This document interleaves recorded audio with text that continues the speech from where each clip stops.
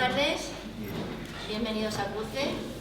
Muchas gracias por asistir esta tarde a la primera jornada Cruce que iniciamos este año. Es un formato nuevo que inauguramos esta vez, que quiere ser como un debate abierto. Bueno, en Cruce los debates siempre son abiertos, pero bueno, es un debate abierto sobre un tema o sobre temas que nos puedan importar o que nos puedan intervenir a cada uno de nosotros, ¿no?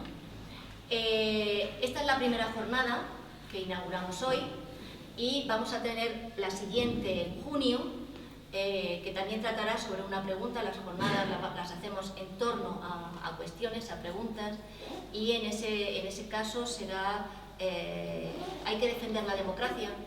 La pregunta que también tiene bemoles como esta que nos convoca hoy, ¿no? Esa va a ser una jornada un poco más larga, porque tenemos planteadas 3 mesas. Se va a hacer un sábado, en junio. Tendremos una mesa por la mañana y 2 mesas por la tarde, es decir, que va a ser jornada intensiva para estar aquí dándole muchas vueltas, ¿no? al tema, que ya además se va a hacer después de las elecciones, un poco después de las elecciones, con lo cual yo creo que juego va a dar el tema, ¿no? Bien, la jornada de hoy, que nos convoca hoy, la hemos titulado ¿Qué hay en juego entre la filosofía y la literatura? Yo quiero dar sobre todo las gracias a los componentes de la mesa, a Aurora Freijo, a Hugo Sabino y a Susana Maseda, por querer aceptar este reto, por decirlo de alguna forma, por aceptar esta iniciativa y por meterse un poco en este berenjenal en el que nos vamos a meter esta tarde, que tampoco sabemos muy bien por dónde vamos a salir. Es cierto que por lo que los conozco, por lo que les he leído, las referencias que tengo de ellos, son voces distintas, pero también es verdad que hay un fondo común entre los tres. Es decir, hay un suelo que es una determinada forma de concebir la escritura, una determinada forma de entender tanto el pensamiento como la ficción o la poética, ¿no? En el que yo creo que puede haber conversación entre los tres. La pregunta que nos reúne aquí es ¿qué hay en juego entre filosofía y literatura? Evidentemente es una pregunta infinita, de alguna forma. Esta pregunta no tendríamos tiempo para contestarla ni en 20 años que estuviéramos aquí. Por eso había que acotarla. Y bueno, pues acotarla, yo he pensado que la podíamos acotar por el juego. Porque la pregunta es ¿qué hay en juego? Evidentemente también es cierto que juego se puede decir de muchas maneras, o se refiere a muchas cosas. En principio, juego, y eso es un poco por donde yo quiero un poco centrarlo, y si ellos ya verán por dónde circulan, ¿no? Pero juego es cuando es una articulación de unos miembros o unas cosas que están juntos pero separados y están en movimiento. Es el juego de muñeca, que permite el juego de muñeca, ¿no? Eso es una forma que yo tengo de interpretar el juego entre filosofía y literatura. El juego sería entre ¿qué es? Es decir, ¿pueden conciliarse la filosofía y la literatura? Hay autores que dicen que sí, incluso hay gente que opina o que piensa que si intervinieran una en otra, un discurso en otro, les iría mejor a los dos, O hay otros que evidentemente consideran que son discursos o ámbitos completamente distintos, que uno está enfocado, la filosofía está enfocada evidentemente al mundo del saber y la literatura está enfocada al mundo de la vida. Y que, aunque tengan cosas que ver, pero sus ámbitos y sus códigos son diferentes porque si no, no podrían funcionar. Ya veremos a ver cómo se plantea ese tema aquí en la mesa, ¿no? Lo que yo sí que creo es que se piense lo que se piense, esta articulación entre filosofía y literatura, hoy en día no lo podemos plantear como hace unos años, ni siquiera desde como se planteó la primera ruptura de fronteras entre filosofía y literatura y entre los géneros, cuando fue la primera crisis de la modernidad, ¿no? Ahí ya sí que había una cierta conciencia de crisis, había una cierta conciencia de que había que cambiar las fronteras de los distintos saberes, de las distintas formas de decir las cosas, ¿no?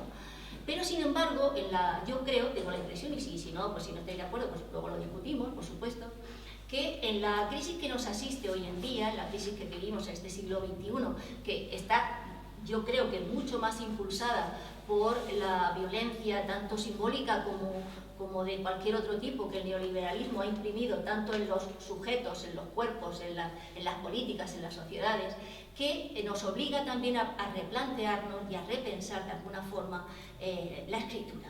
¿Qué significa escribir y para qué escribimos, ¿no? Y esto de alguna forma me trae a la segunda acepción. Voy a terminar pronto, no me voy a alargar mucho. La segunda forma o acepción de lo que sería el juego, porque el juego también es arriesgar, poner en juego, ponernos en juego. Y cuando decimos arriesgar, estamos arriesgando.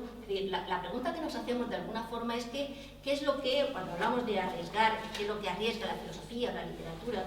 Aquí lo que estamos hablando es qué ponemos en juego, tanto subjetivamente, es decir, tanto individualmente como colectivamente, qué es lo que ponemos en juego a la hora de escribir. Y aquí sí que entraría una cierta posición, digamos, llamémosla política, en la que tendríamos que dilucidar de alguna manera si la escritura tiene que estar al servicio de una cierta forma de entender la cultura que elabora dinámicas o actividades que fomentan capacidades. Sí que fomentan capacidades, pero todas aquellas, fundamentalmente aquellas que van dirigidas en su mayoría a la servidumbre, sea voluntaria o involuntaria, ¿no? Y eso cristaliza en una serie de términos, una serie de significantes que son muy conocidos hoy en día y que son los que utiliza todo el mundo, como, no sé, empoderamiento, como es lo otro, sí que no me acuerdo ni de los nombres, los que proyectan cosas, esos, exactamente esos. Como son palabras que odio, son palabras que no me acuerdo de ellas. Y en ese sentido es como tendríamos que también plantearnos qué es lo que nos jugamos con esas palabras y qué es lo que nos jugamos a la hora de escribir. Pero a la hora de escribir, y eso sí que nos planteamos el juego, el riesgo de una forma o de otra en la escritura, lo que sí que está claro que ese ponernos en riesgo, una de las vías, no la única evidentemente, pero una de las vías sí que es la palabra. Y no podemos renunciar a las palabras, por eso estamos aquí, ¿no? Y por eso estamos convocados a la palabra aquí. Sin embargo, la palabra también puede tener distintas funciones, ¿no? La palabra tiene la función de comunicar, pero al mismo tiempo también, y esto es una idea que le he copiado a mi amigo a Zacarías Marco, aquí presente, que de alguna forma lo que viene a decir es que también la palabra está para decir esa verdad que no puede ser dicha. Es decir, para referirse, y esto voy a leerlo porque si no yo lo voy a decir fatal y tú lo dices mucho mejor. Dice, tenemos el empuje de nombrar lo que no se puede, porque también está en la naturaleza de la lengua intentar decir lo que no se puede decir. Es más, hay razones para creer que este es el verdadero motor que nos mueve a expresarnos. Sería un empuje a conquistar la palabra imposible, a hacerla nuestra y a ponerla en juego. Y esto es lo que habilita la otra función de la lengua, que es la función poética. Y a mí me interesa mucho la idea de la función poética como ese atrapar e intentar decir aquello que no se puede decir, porque a lo mejor ese es el intento al que ha renunciado cierta forma de filosofía. Por eso intentar esa palabra que nos lleve a un sitio desconocido, a lugares que no sabemos por dónde van a transitar, es también una forma de ponerse en juego. Y eso es lo que vamos a intentar aquí hacer esta tarde, si podemos, ¿no? Entrar en esos terrenos un tanto desconocidos, un tanto imprevisibles, porque también esto es un juego. Juego también es lo imprevisible, lo azaroso, lo que no sabemos lo que va a ocurrir, no sabemos cómo se va a desarrollar esta tarde esta conversación, ¿no? Por eso estamos en un campo, por decirlo de alguna forma, abierto, un campo completamente abierto, que es el que vamos a iniciar ahora mismo con nuestros ponentes. Así que bueno, pues empecemos a jugar, si os parece. En primer lugar va a intervenir Aurora Freijo. Aurora Freijo es profesora de filosofía, es escritora, escritora en el sentido de que escribe narración también y es traductora también, es directora de una editorial, Las migas también son pan, también es articulista y a mí lo que me llevó a ella, yo voy a hablar personalmente, es este libro que es Tanta luz Pasolini, que no es un libro sobre Pasolini. Yo lo compré porque creí que era un libro sobre Pasolini, pero, y que a mí Pasolini, como me gustaba, yo lo compré. Y cuando lo leí, digo, esto no es un libro sobre Pasolini, pero me está diciendo muchísimas, es un libro con Pasolini, por decirlo de alguna manera. Y me está diciendo muchísimas más cosas de lo que me puede decir, lo que me pueden decir muchos libros. No solamente sobre el arte, sobre la literatura, sino también sobre el pensamiento, pero otra forma de pensar. Y eso es lo que yo espero que nos pueda esta tarde. Muchas gracias. ¿Comienzo? Sí, empieza. Pues gracias, muchas gracias a todos. Estoy impresionada con la luz que nos habéis puesto aquí tan blanca, pero vamos allá. Pues gracias a Cruce, que os conozco desde hace muchísimos años, pero tantos que no estabais ni siquiera en este sitio, sino que estabais en... ¿Me oís todos? ¿Me oís bien? Que estabais en otro sitio, en otro local allí más abajo. Creo que estuve incluso en la fiesta de presentación o de inauguración, así que lo recuerdo de un modo muy festivo. Y bueno, y además he asistido a charlas de mucha gente muy interesante, así que gracias a Rosa, a Cruce y a mis compañeros de mesa, que no nos conocemos, pero nos une el estar aquí y el hablar de cosas que nos competen y de las que tenemos ganas. Bueno, yo casi voy a hablar un momentito de mí porque, como me ha presentado Rosa tan generosamente, yo siempre he estudiado filosofía, creo que he hecho filosofía, o he producido, se puede decir producir filosofía, me parece que es un poco contradictorio, y resulta que la filosofía me ha llevado a la escritura literaria. No diría narrativa, y ahora voy a explicar un poco por qué, porque no es exactamente narración lo que escribo, pero no es baladí que la filosofía me haya llevado a la literatura. Y retomo también algo también de mi vida, porque viene al caso, y es cuando había, yo no sé si hay todavía, había congresos, cuando estudiaba filosofía en la Autónoma, había congresos de jóvenes filósofos a los que yo asistía como una joven estudiante de filosofía. Y una de las convocatorias se llamaba Filosofía y Literatura. Y yo siempre estaba un poco expectante con todo ahí en filosofía, ¿no? A ver, que no solamente en este tema, sino estaba siempre como un poco sorprendida de las cuestiones, pero no por una cuestión aristotélica, no, porque no sé, porque todo me llamaba la atención extraordinariamente, porque no sabía qué. Y en este caso, filosofía y literatura, yo no sabía qué, no tenía ni idea por qué habían convocado aquello. Y yo escuché hablar a muchos ponentes, escuché y no saqué ninguna conclusión, si es que hay que sacar conclusiones. Me interesaba mucho el I, ¿no? Que también lo habéis puesto aquí, que tiene que ver, qué hay en juego entre ese I, ¿no? ¿Qué hay el I entre la filosofía y la literatura? Si el I vertebra dos cosas diferentes, si el I las cose, si el I deben estar superpuestas, ¿no? Pero ¿cuál es el asunto? Y yo casi voy a empezar diciendo mi conclusión, y es que creo que la filosofía y la literatura hablan de lo mismo y que además el asunto que se traen entre manos es un asunto ontológico, un asunto que tiene que ver con nuestro ser, y nuestro ser entendido como nuestra identidad.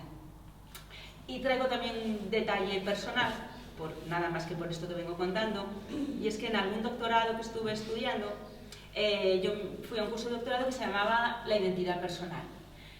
Y yo disfruté mucho de aquel seminario, también en la Universidad Autónoma, y entonces aquello se trataba de identificar cuál es la quididad, es decir, el qui, ¿no? De nuestra identidad como seres que somos, ¿no? Como personas humanas que somos. Así que dimos un recorrido muy amplio por muchos autores, pues estaba quien pensaba, recorrimos a Hume, a Leibniz, a todos aquellos que decían, pero ¿cuál es lo que nos hace lo que verdaderamente somos? Y siempre se concluía que era, por ejemplo, la memoria, ¿no? Yo soy memoria y cuando pierdo la memoria entonces ya no soy quien soy. Veíamos también asuntos de la filosofía anglosajona de si hacemos experimentos mentales, si el cuerpo se trasplanta al cerebro, de qué es, realmente es la persona, el cerebro es el cuerpo, y había allí toda una dialéctica en torno a aquello interesante y bueno, pues estaba bien. Y lo que se buscaba era el quid, es decir, lo que siempre permanece, ¿no? Lo que pase, eso está en nosotros. Bien, acabó el curso y poco después descubrí, para mi gran alegría y mi futuro investigador o como quiera, o lector o como se llame, a Paul Ricoeur. Y entonces Paul Ricoeur nos trajo el asunto tan importante de del lenguaje, ¿no? Y nos dijo junto a Lacan y junto a autores que todos conocéis, somos seres lingüísticos, ¿no? ¿Qué hacemos buscando la identidad personal en determinadas cuestiones como es la mente, el alma, la memoria, el cuerpo, cuando realmente lo que nos caracteriza es que somos seres lingüísticos? Quizá entonces debemos saber que nuestra identidad personal es una identidad narrativa.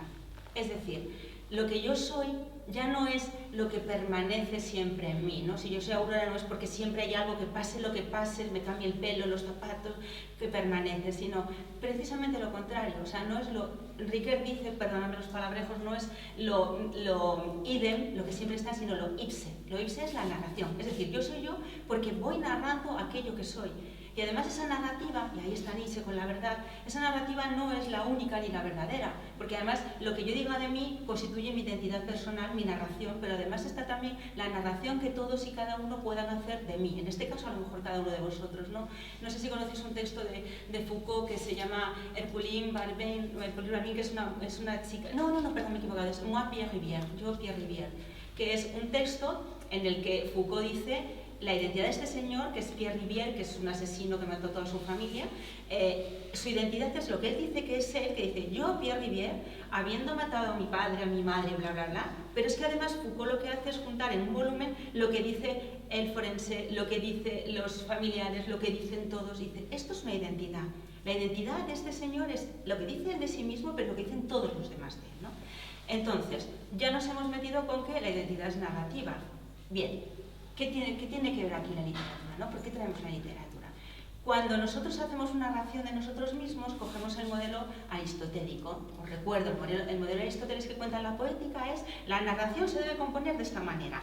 Pasa esto, y luego pasa esto, y luego pasa esto, y luego pasa esto. Porque si no, no es una narración interesante, ¿no? Si Edipo se cuenta de otra manera, si la narración sobre Edipo se contase cogiendo otros elementos, nos daría un poco igual. ¿Qué más nos da Edipo? Pero Edipo se cuenta de modo que hay unos elementos que están como bien contados. Y Aristóteles, yo no sé si lo sabía o no, pero luego lo que se ha dicho Aristóteles estaba diciendo cómo cada uno de nosotros, o sea, la poética de Aristóteles no es una cosa externa, no es que usted construya una buena trama, nos está diciendo que nosotros construimos nuestra propia trama de esa manera. Y si lo hacemos así, y aquí traigo a otro filósofo, escritor, que es Sánchez Ferlosio, si lo hacemos así, si construimos una trama, es porque necesitamos sostenernos, contenernos y tenernos, porque vivir es muy difícil. Y entonces, para sostenernos de esa manera, construimos una propia trama. Y nos narramos de esa manera. Y no es cualquier cosa que la mayoría de la literatura se haya construido de esa manera. Hasta principios del 20, la narrativa es una narrativa, la narrativa de literatura, ¿vale? Dejamos la poesía al lado, que luego hablaremos un poco si llega el caso, pero es una narrativa que se construye de esta manera. Son narraciones bien armadas, bien tramadas. Aristóteles dice que es el mitos, la trama, y se sostiene ahí. Pero claro, si aquí metemos además de Riquet, que sabía muy bien de Freud y del psicoanálisis, metemos a Lacan y metemos a los ingredientes, hay que pensar que a lo mejor la trama que realmente, o la narración que realmente habla de nosotros mismos, no es esa trama y esa narración aristotélica. A lo mejor hay alguna otra que dice más lo que somos.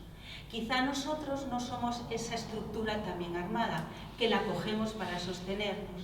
Y en ese sentido hay otros autores que apuntan que a lo mejor nuestro modo de narrarnos sería más que atendiese, por ejemplo, a lo que Faulkner dicen en el ruido y la furia. Somos ruido y furia, entonces tenemos que narrarnos de otra manera. Cuando hablo de la narración propia, hablo también de la narración que se construye como literatura. Es decir, lo que quiero con ello decir es que a lo mejor la narrativa o la literatura que nos corresponde es una narrativa mucho más desestructurada, mucho más caótica, mucho más fragmentada. Y en ese sentido también algunos autores lo que dicen es vamos a hablar menos, ¿no? Y hablar menos es llegar casi hasta el balbuceo, que dicen algunos autores, ¿no? Por ejemplo, como dice Artaud, y si en un momento dado ya dejamos de hablar, ya está bien de hablar, ¿no? Porque como tenemos que soportar este vivir, a lo mejor vamos a soportarlo de otra manera, asumamos lo que hay, hablemos mucho menos, pongamos muchas menos palabras, porque además tú decías, ¿no? Antes, si es que las palabras no llegan, las palabras no nos dicen, ¿no? Creo que también por eso la literatura dice más que la filosofía. Y yo soy de filosofía, vengo de la filosofía y adoro la filosofía. Pero creo que la filosofía pone muchas palabras porque hay algo que no dice. Y un modo de literatura, por ejemplo, la poesía, dice mucho más lo que somos, ¿no? sin llegar a ese balbuceo que dice Artaud, por ejemplo, pues hay otros autores que dicen, vamos a hablar de otra manera. A mí me gusta, por ejemplo, Peter Handke, que es un poco complicado de leer, pero sobre todo me gusta que dice, ¿y si hacemos una literatura, si cada vez que escribimos un libro lo que hacemos es una sucesión de haikus, ¿no? En lugar de trama, vamos a desentramar, porque eso nos tiene más que ver con nosotros, nos corresponde mucho más. O Marguerite Duras, por ejemplo, dice, ya está bien de contarnos historias, ¿no? Porque escribimos cuentos para adultos, no vamos a escribir historias. Las podemos leer para distraernos, quizá. Eso dice Deleuze en un texto que se llama Por una literatura menor, que dice, hay lecturas de goce y lecturas de placer. Las lecturas de placer son aquellas que uno lee y dice, pues qué bien me lo he pasado, qué buen rato he pasado. Pero las lecturas de goce son las que uno lee y dice, madre mía, lo que me ha pasado.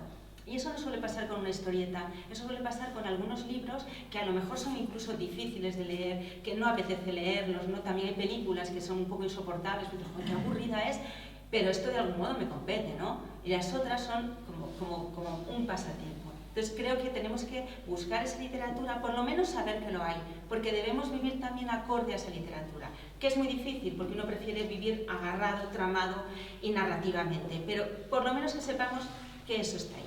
Y quiero traer a Bartleby porque junto con Pasolini son dos de mis héroes, pobres héroes, ¿no?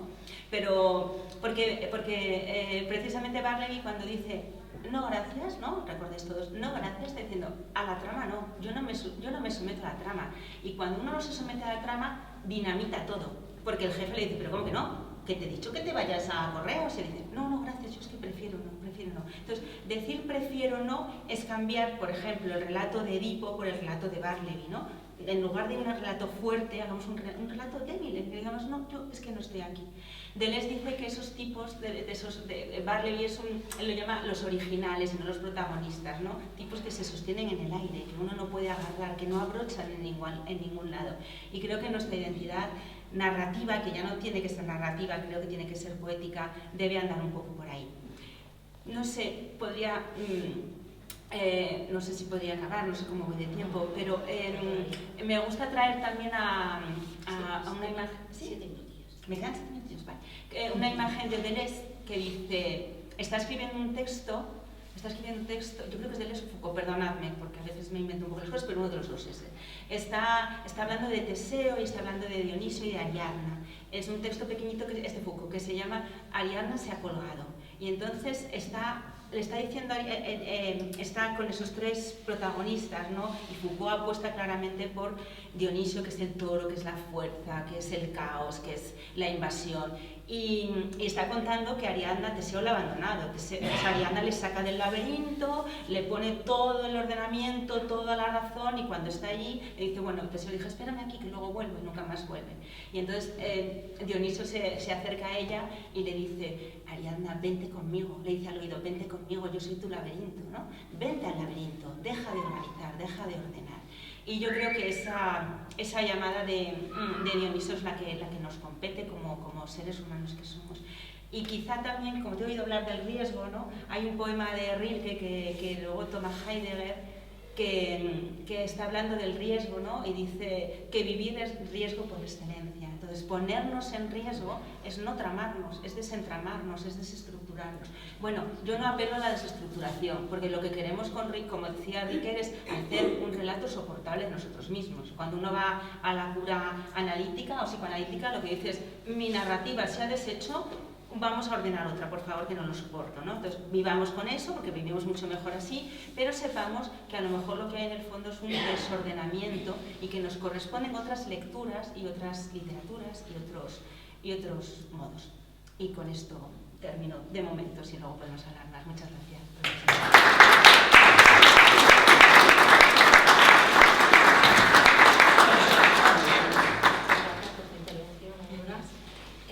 Va a intervenir ahora Hugo Sabino, que es escritor, traductor, ha publicado varios libros de narrativa, esa narrativa también tan especial, tan desestructurada, por decirlo de alguna forma, que él tiene, y ensayos literarios y crítica literaria. También ha traducido pues, a Balzac, a Proust, a Blanchot, a Bataille, a Mechanic y a Lyotard o a Soler, ¿no? yo a Hugo, que es el que más conozco, porque lo conozco de cruce, y siempre me ha gustado mucho su forma de escribir, y las cosas cuando interviene o las cosas que interviene, porque efectivamente él tiene una manera desestructurada, pero tramando, dando una trama diferente, recogiendo un poco las palabras de Aurora, ¿no? Y uno de sus últimos libros, justamente es este, de Jack Kerouac y El bosque de Arden. Este lo presentaremos aquí en Cruz y el mes que viene, ¿no? O otro mes. Y este es un libro de crítica literaria, pero realmente se lee como una novela. Sin embargo, el libro se lee más como narrativa. Y sin embargo, el libro de narrativa que yo estaba leyendo, que se llama Mañana Sol de Limón, es más ensayístico que literario. Por tanto, yo creo que en él sí que se cruzan los dos lenguajes, ¿no? Por eso también creo que traerlo aquí nos puede dar una aportación interesante a este tipo de reflexión. Cuando quieras. Bueno, si me pasó de 10 minutos, avísame. Creo que no. Bueno, buenas tardes. Gracias a Rosa por la invitación y compartir esta mesa. Es un placer. Bueno, a Cruz. Está bien, y gracias a ustedes por venir. Bueno, voy a leer este pequeño texto. Así que voy a empezar con una cita de Mandelstam, varias citas. Una cita de Mandelstam que dice, perdón, tengo un poco de tos, que dice, en la poesía siempre es la guerra. Después tengo otra cita de Chekhov que dice esto, se dirá, y la política y los intereses del Estado, pero los grandes escritores y los grandes artistas solo deben mezclarse con la política en la medida en que sea necesario defenderse contra ellas. Fin de la cita. Después tengo otra cita de Bersón, que dice, sí, le responde Bersón a otro filósofo, sí, conservo la misma palabra porque la gente no ve que la cosa plantea un problema. Bueno, y esta convocatoria, la relación entre poesía y filosofía, plantea un problema. A mi modo de ver, es una relación imposible.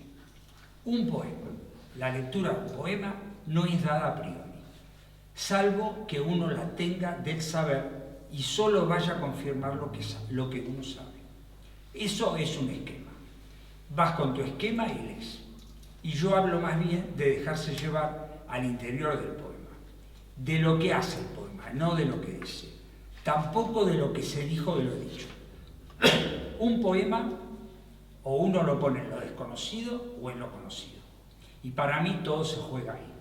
Un poema, si es poema, es insoluble.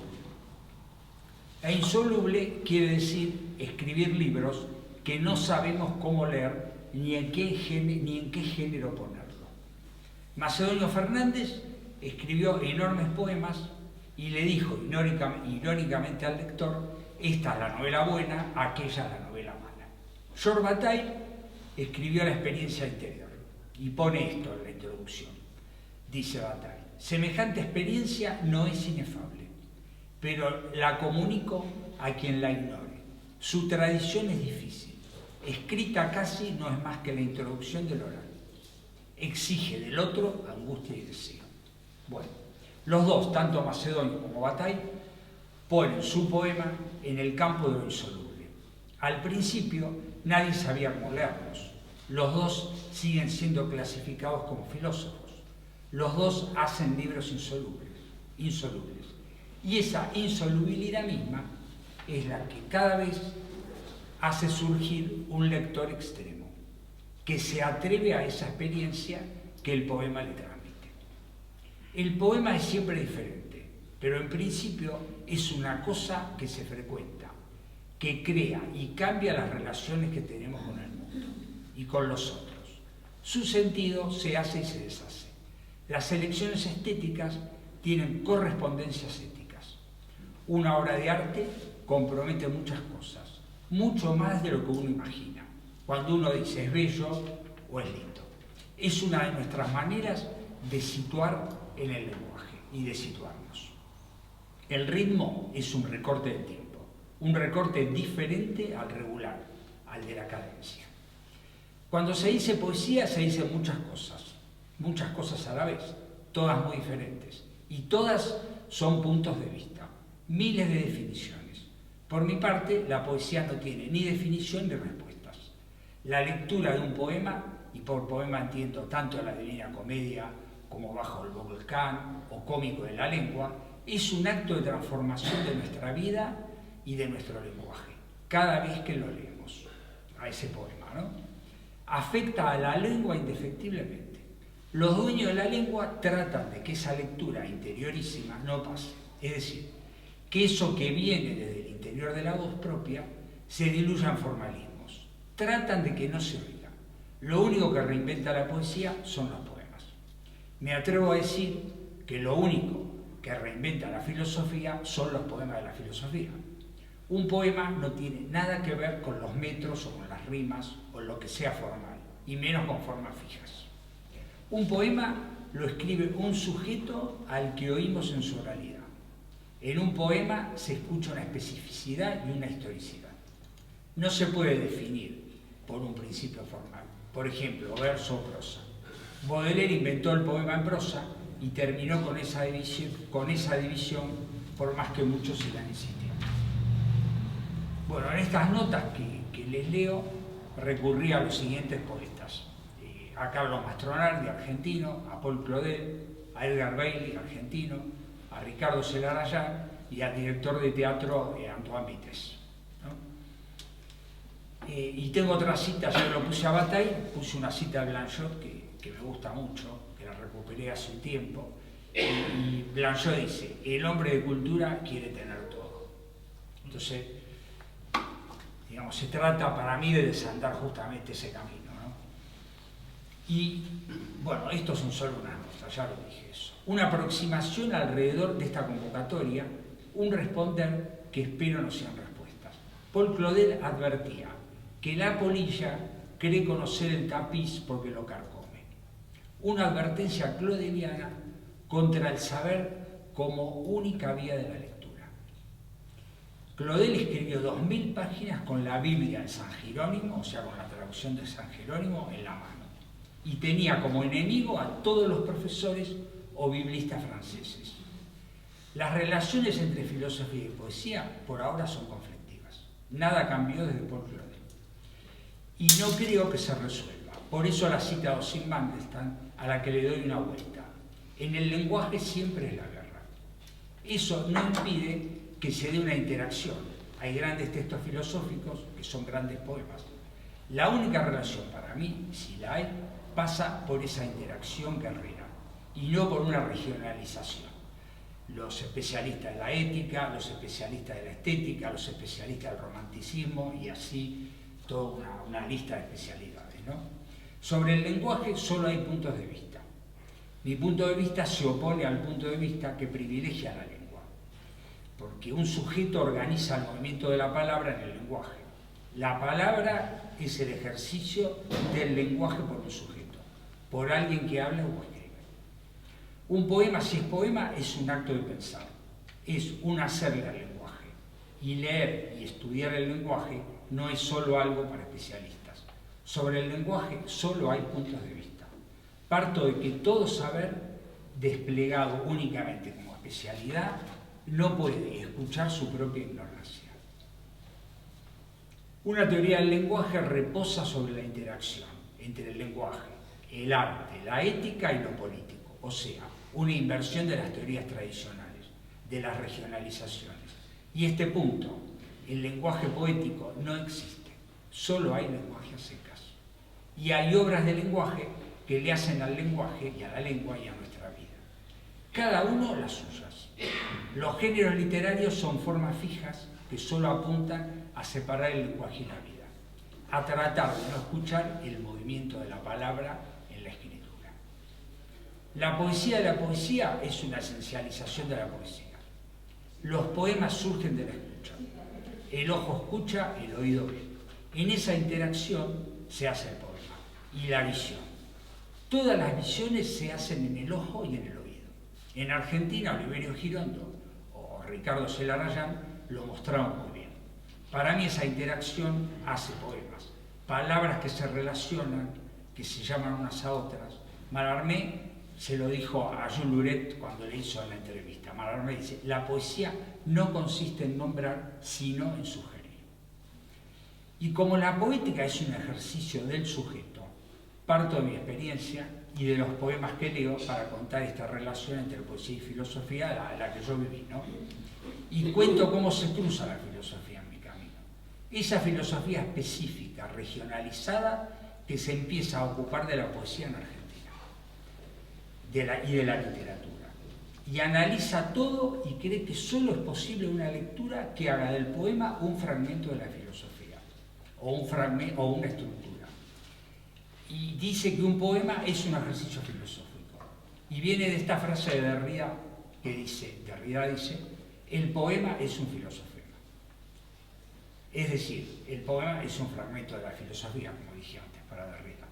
Ricardo Celarrayán, del que acabo de nombrar, el poeta argentino, fue de los pocos que desafió esa hegemonía del sentido.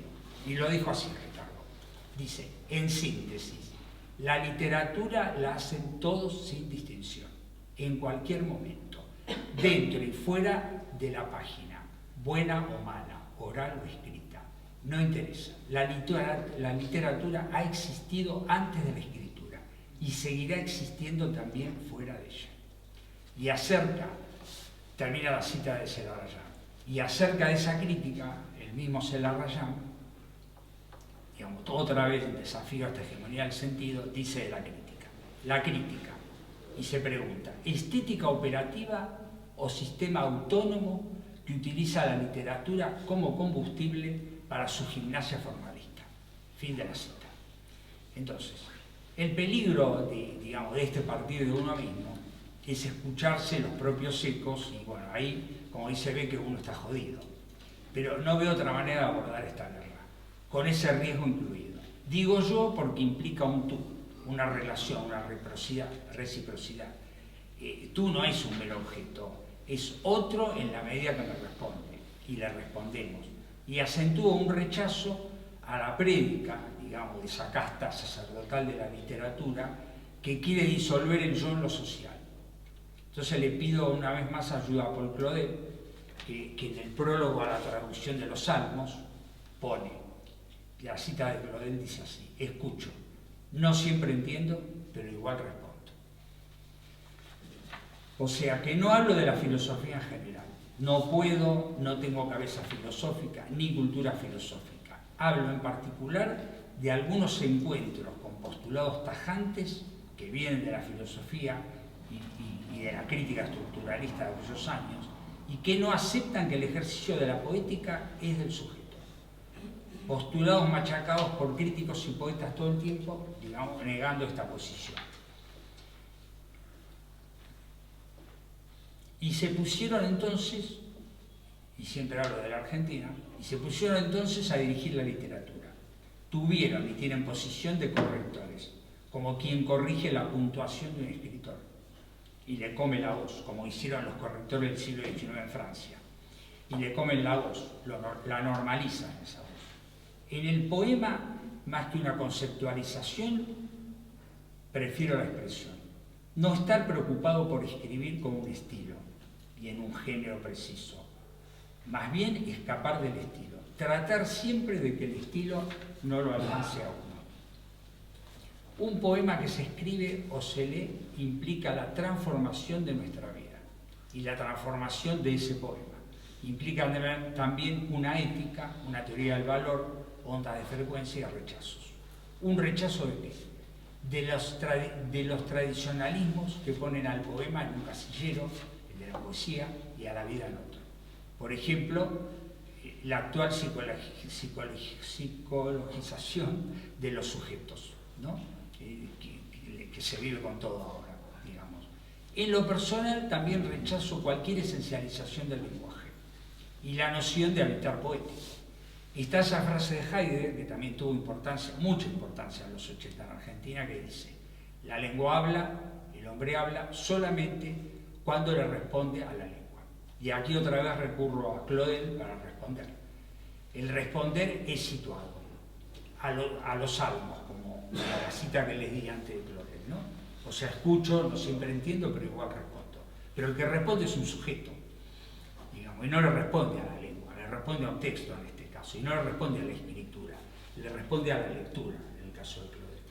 Pues creo que responder a la escritura es anclarse en tratar de ver un origen, y el origen se desplaza siempre, digamos. Saussure dice, busco un origen y siempre encuentro el funcionamiento. Entonces, aparece Mandelstam nuevamente, digamos. Mandelstam tiene varias respuestas, digamos. Tiene respuestas a la lectura y tiene respuestas al Estado, digamos. Ese pequeño texto de Mandelstam, el Estado y el ritmo, digamos, tendría que ocupar un lugar de privilegio en la filosofía política. Porque, bueno, no voy a contar ese artículo ahora, ¿no? Pero esa es la voz del poeta que se implica con lo político, digamos, que le dice a la política y a lo político, organicen esto, porque si no terminamos en la colectivización. Es más o menos del año 27, el artículo de Mandelstam. Bueno. Entonces el sujeto, para mí, inscribe la organización del movimiento en su palabra en el lenguaje. Inventa cada vez su ritmo y ese ritmo afecta inevitablemente a la lengua. Entonces, la Torá le hizo al hebreo, lo afectó. No es el hebreo el que afectó a la Torá. El poema se organiza ahí e inventa cada vez que lo hace, como bien dice Selarrayán o Bishorik, que son dos afinidades. Todo poema está firmado. O sea, por poema, repito nuevamente, entiendo, yo que sé, los pensamientos de Pascal o Bajo el volcán de Malcolm Lowry, ¿no? La única realidad es el discurso, porque de la lengua solo conocemos discursos. Hay que hacer también la diferencia entre el lenguaje, que es la manera de expresarse, y la lengua, que es el sistema social de expresión del lenguaje, de una nación o de un grupo. Cuando se habla de poesía, para mí hay que hablar del poema, situarlo, no de la lengua, de la poesía en general. Hay que decir cada vez qué le hizo Oliverio Girondo al idioma de los argentinos, qué le hizo Jacques Debo a Galileo y qué le hizo Claudel al francés. Bueno, voy terminando. El poeta es un inmigrante, esto de Marina Betaiga, ¿no? Esté donde esté, y es un exiliado de los formalismos, huye de ellos, escribe un poema sin precedentes, por eso es insoluble ese poema, ¿no? O sea que el poema no es el tiempo de lo deliberado, ni del saber, menos de lo que es el pensamiento de un poema que irrumpe y que tenemos que aprender. La figura de relación que para mí hay es la figura de relación de poeta-poeta. Esta figura la inventó Marina Betaiga y excluye biografismos, filosofemas, intertextualidades y formalismos. En esta relación, se exige un máximo de subjetivación. Está presente todo el trabajo de la transformación, del hacer, de lo que nos hace un poema, de lo que le hacemos, de lo que nos hace pensar un poema. Y está la frase de Marina Betaiga acerca de la métrica de las rimas. Ella dice, eso es asunto de los especialistas de la poesía. Mi especialidad es la vida. En esa relación no hay separación entre el lenguaje y la vida. Marina Betaiga va contra ese cliché todavía muy poderoso que dice que la lengua del poeta no es la lengua de todo el mundo. Reforzar el término lengua implica ausencia de discurso y de sujeto. Contra esto cito un fragmento de un carnet de Marina Betaiga, que dice así, es una nota de, no me acuerdo, creo que sí, más o menos del 38, dice así, no, del 40, perdón, ya estaba en Rusia, dice así,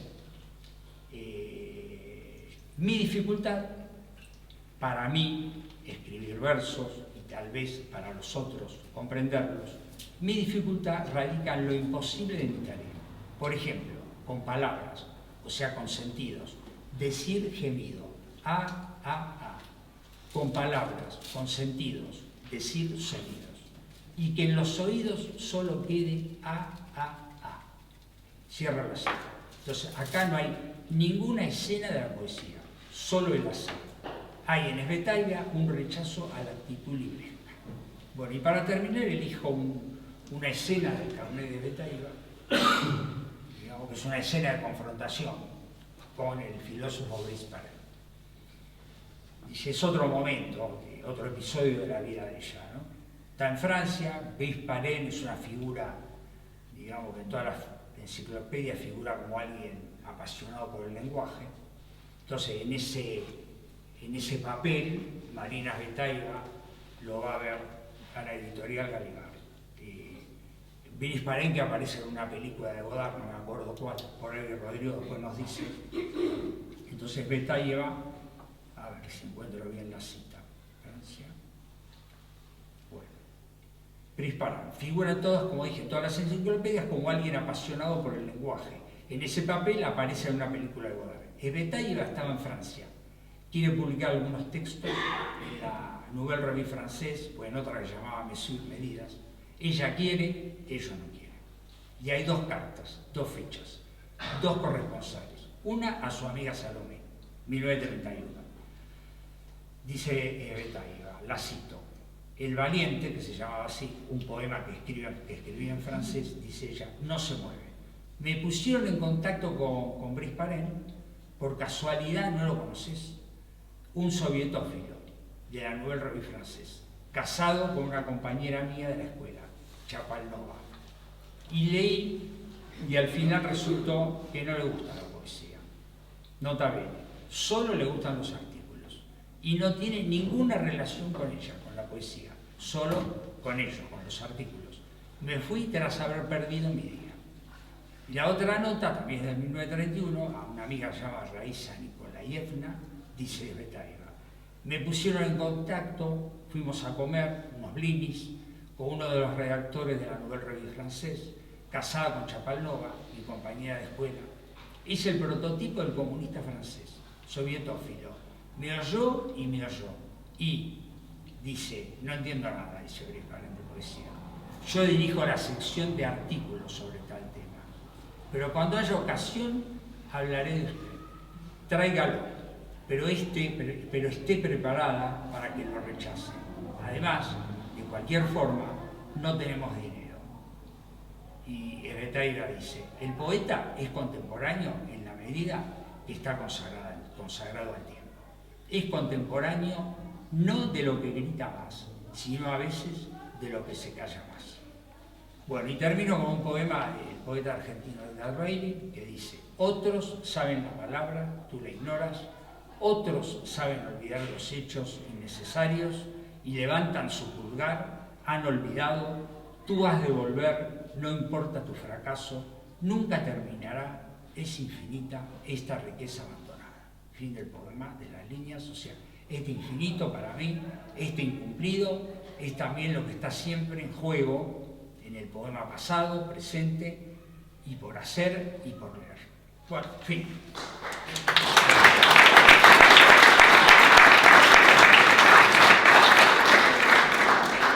Gracias, Hugo. Te ha salido muy filosófico, ¿eh? Bueno, tú dirás lo que quieras, pero hasta ahora te ha salido muy filosófico, mucha teoría del lenguaje. Pero no es filosófico. Y por último vamos a escuchar a Susana Maceda, la más joven de la mesa, pero no por eso menos docta. Susana es profesora de filosofía también, ha escrito una tesis magnífica sobre Sarah Kaufmann, que si no me equivoco se titula Habitando el Entre, estética, literatura y psicoanálisis en Sarah Kaufmann. Y nos ha dado a conocer a una autora francesa que por lo menos para la mayoría de la gente es bastante desconocida. Y participó, y ahí es donde yo la conocí, en la traducción del texto de Sarah Kaufmann de este libro, se llama Mimesis de las articulaciones, que es una traducción que hicieron entre varios autores de un texto que salió en francés, de un grupo, entre los que está Sarah Kaufmann, que también está Sylvie Lasinski, Jacques Derrida, Lacoulavac, Jean-Luc Nancy y Bernard Cottret. Ella yo creo que es, por lo menos en castellano, que se sepa hasta ahora, la mejor conocedora de Sarah Kaufmann. y que además es una escritora, es una filósofa, pero que efectivamente trabaja mucho la filosofía. De hecho, el texto que hay aquí, que se llama El buitre rojo, es un análisis que Sarah Kaufman hace sobre los elixires del diablo de Hoffman, ¿no? Y en ese sentido yo creo que también tiene mucho que aportar a esta articulación entre filosofía y literatura que estamos debatiendo esta tarde. Gracias. Gracias. Bueno, gracias a todos por venir, sobre todo a ti, Rosa, por la oportunidad de estar compartiendo aquí esta tarde. Y nada, vamos a ver, después de estas dos ponencias, a ver qué puedo hacer yo. De momento he articulado lo mío, lo he articulado en 4 puntos en base pues, a la pregunta que hoy nos convoca. El primero sería que haya un juego directamente entre literatura y filosofía. El segundo, qué lugar habitan. El tercero, el lenguaje y el deseo de verdad, el objetivo de la literatura y la filosofía. Y el cuarto, filosofía, literatura y comunidad. Así que vamos a ver qué cartas juego yo aquí y os envío a vosotros.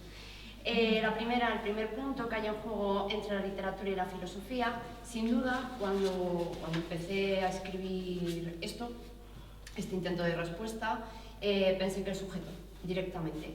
El sujeto, porque precisamente a través de la escritura siempre se pretende algo, que dependerá de cada caso, pero desde luego, de alguna manera, actúa o funciona como un fármaco. Leo una cita de Sarah Kaufman, que voy a traer todo lo que pueda.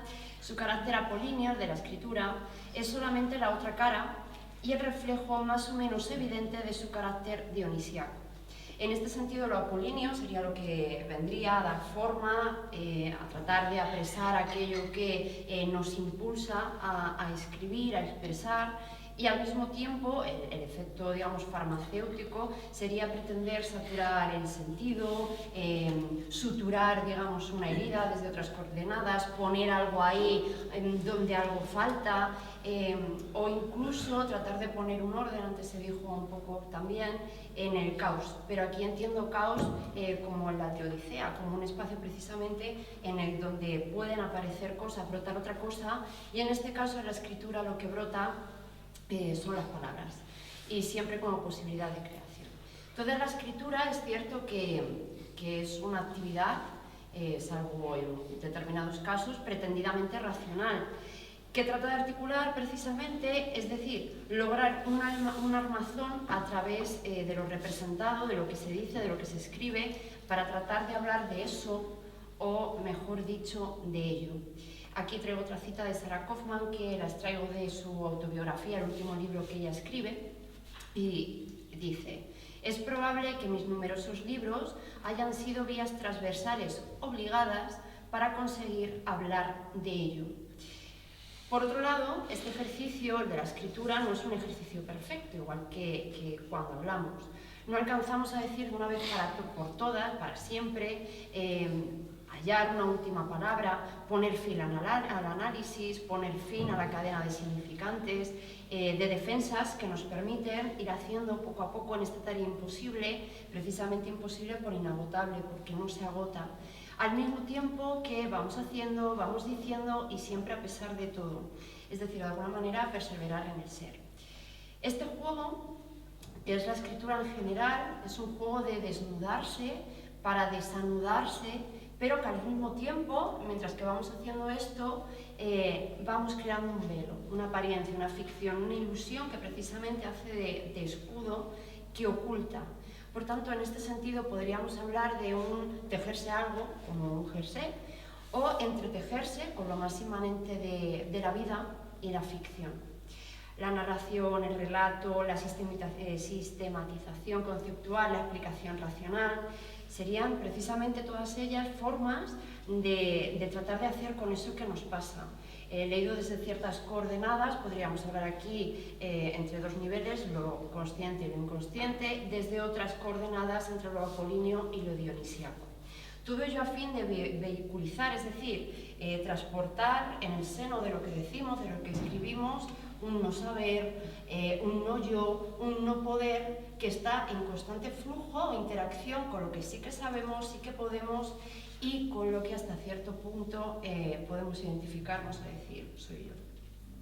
incluso cuando eso se atraganta o nos sofoca o nos llega a paralizar. Y aquí voy a traer otra cita de Sarah Kaufman, de Palabras sofocadas.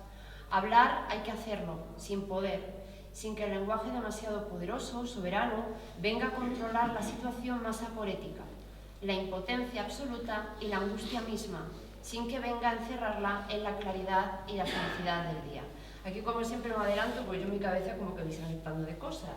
Esto es importante para el tercer punto que trataré sobre el anhelo de verdad.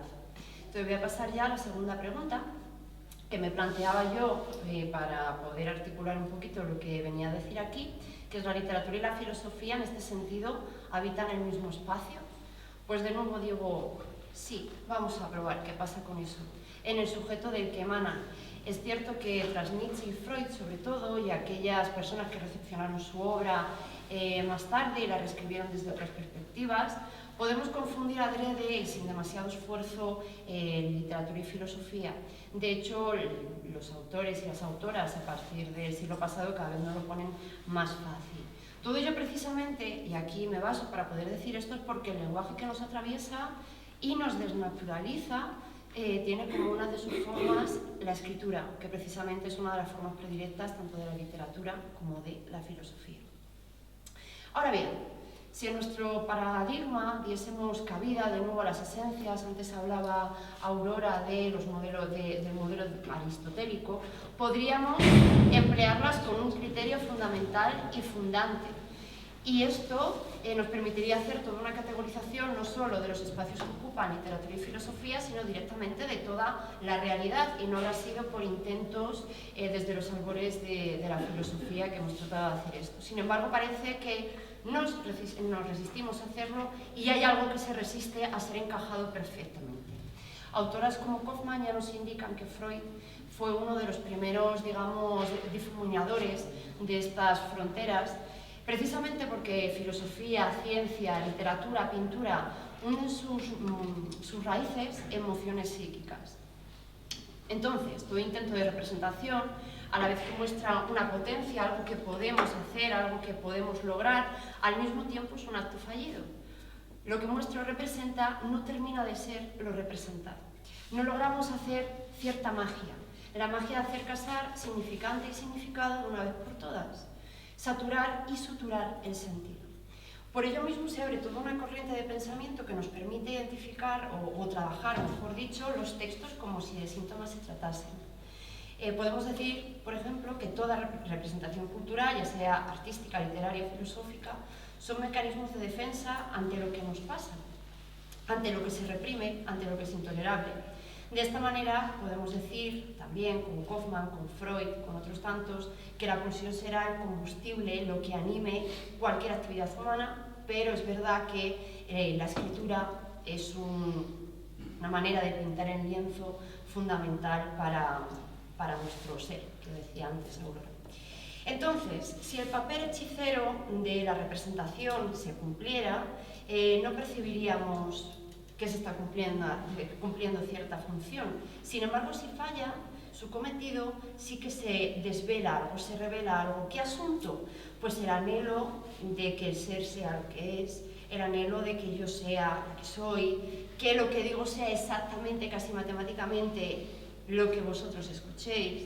Sin embargo, la sorpresa acecha a cada intento.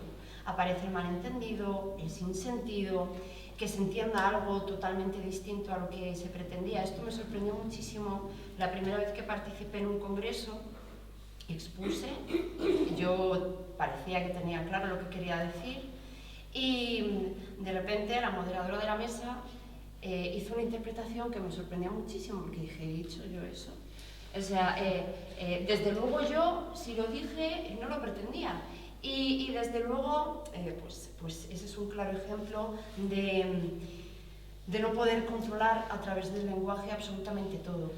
Esto da cuenta también de que hay un resto que queda por ahí perdido, ¿no? La imposibilidad de hacer casar, como digo, lo que digo, lo que se entiende, lo que quiero decir, lo que termino diciendo, y eso precisamente queda ahí avivando una vez más, animando a las palabras a salir, a brotar, a borbotear prácticamente. Aquí entonces se me ocurre otra pregunta mientras que estaba haciendo todo esto yo. Dije, bueno, ¿y para qué establecer una frontera clara, una clara división entre filosofía y literatura? Y respondí, bueno, pues para clasificar, si es que una de las grandes cosas que hacemos los seres humanos es clasificar, ordenar, colocar, pero a la manera bibliotecaria en este caso, para poder poner etiquetas claras, saber clara y distintamente a qué me estoy dedicando, qué tipo de escrito he terminado haciendo, para no confundirnos las parcelas, para tener todo bien organizado. Sin embargo, estas coordenadas podrían ser meras ilusiones de la razón. Para concluir ya con esto, tanto filosofía como literatura habitan al ser humano, como decía, un ser humano que habita como puede y a veces a duras penas y a pesar de todo, un medio que no es el suyo, un medio que hace habitable. Y la escritura será una manera de volver este mundo habitable también. Ya sea escribir un manual técnico de la lavadora, la Biblia o la interpretación de los sueños.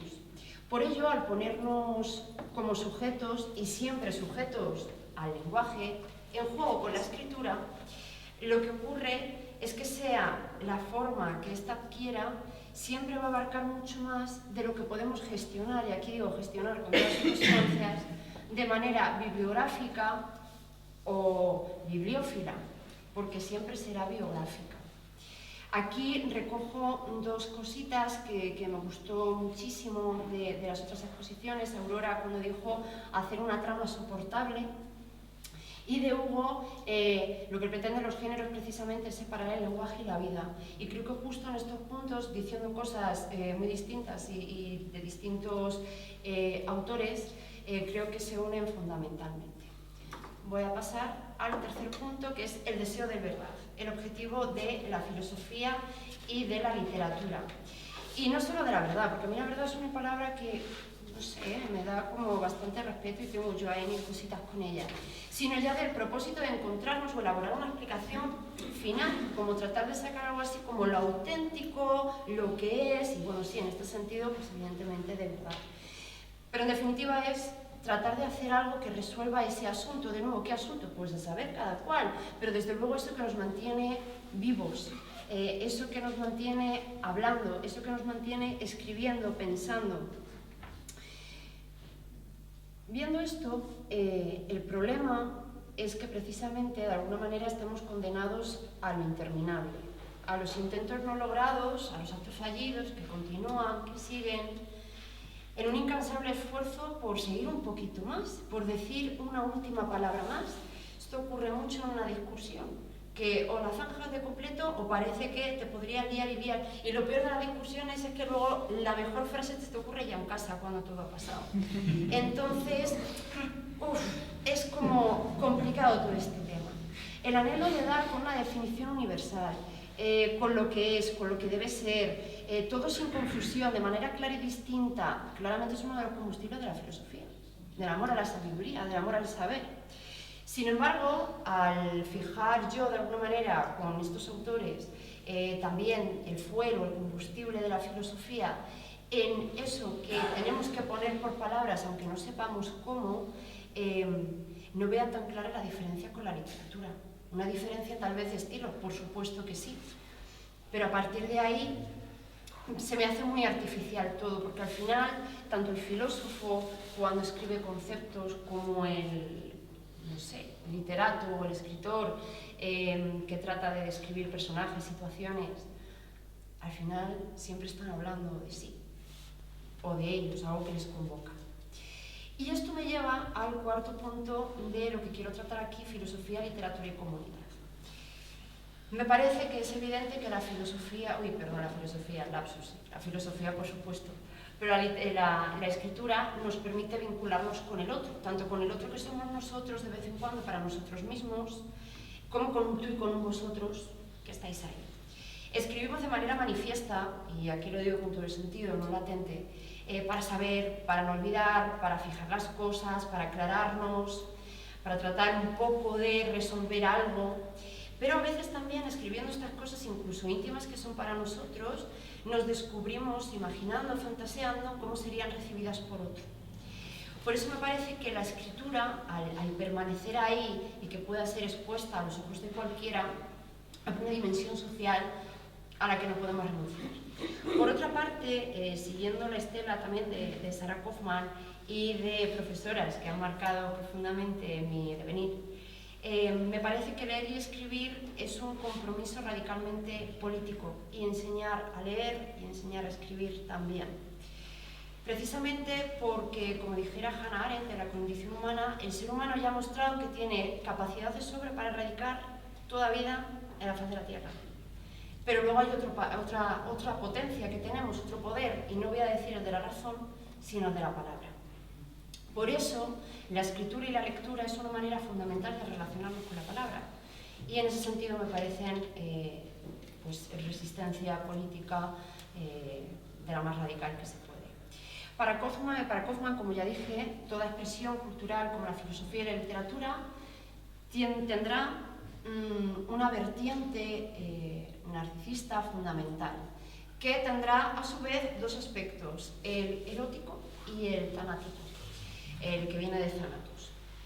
El erótico es aquel que a través de las representaciones artísticas nos permite vincularnos con un relato, apaciguarnos, ir a una representación artística, ya sea una obra de teatro, sea una película, sea una exposición de arte.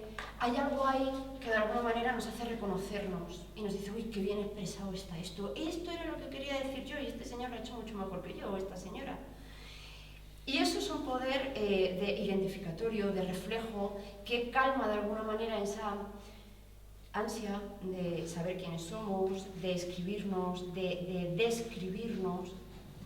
Sin embargo, esto puede que nos convierta también como sociedad y a nivel individual en un poco voyeur de nosotros mismos.